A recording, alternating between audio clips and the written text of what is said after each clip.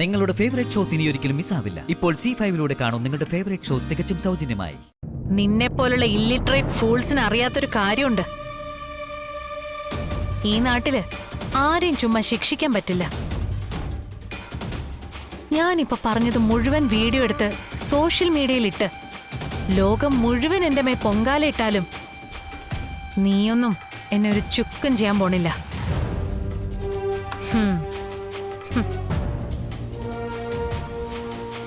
നിനക്കൊക്കെ ഒരു കാര്യം അറിയോ?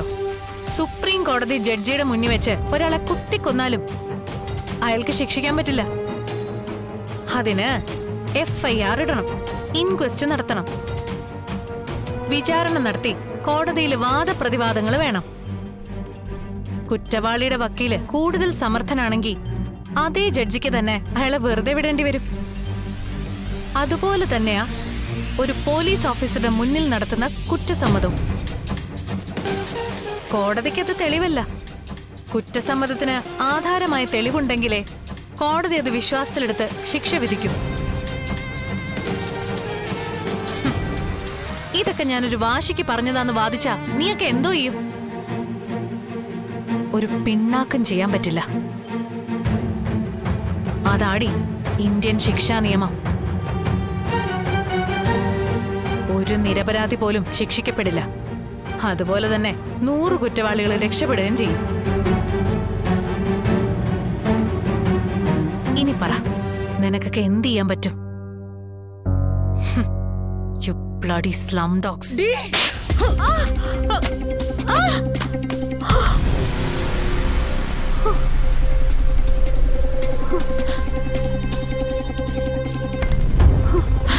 ചൈന കോളനിയിലെ പെണ്ണുങ്ങൾക്ക് ശിക്ഷ വിധിക്കാൻ FIR-ഉം ഇൻക്വസ്റ്റും പോലീസ് അന്വേഷണം ഒന്നും വേണ്ടടി. കോടതിയിലെ കോട്ടിട്ട വക്കീലന്മാരെ പോലെ വാദപ്രതിവാദം വേണ്ട. മനസാക്ഷിയുടെ കോടതിയാ ഇവിടെ. ഞങ്ങളെ ഇവിടെ ശിക്ഷ വിധിക്കുന്നത് നടപ്പിലാക്കുന്നത് പെട്ടെന്നായിരിക്കും, മനസ്സിലാവിടി? ഡേ അതിങ്ങെടുത്തോ.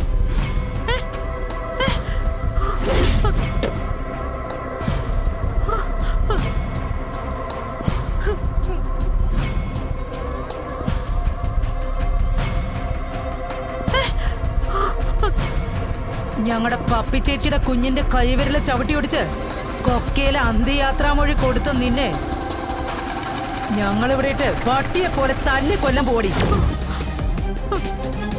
ആരാ ചോദിക്കാൻ വരുന്നെന്ന് ഞങ്ങളൊന്ന് നോക്കട്ടെ.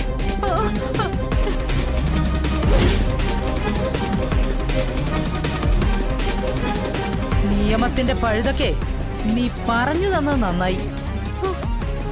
നീ പറഞ്ഞ പരിരക്ഷയൊക്കെ UK-യിൽ ജോലി ചെയ്യുന്ന രാജശേഖരന്റെ മകൾക്ക് മാത്രമല്ല, ചൈന കോളനിയിലെ പെണ്ണുങ്ങൾക്കും കിട്ടുമല്ലോ. നീ ഒന്നും ജീവിച്ചിരിക്കാൻ പാടില്ലടി. അതെ, ഞങ്ങള് പെൺവർഗത്തിന് മൊത്തത്തിൽ നാണക്കേടാ. ചത്തോടി നീ.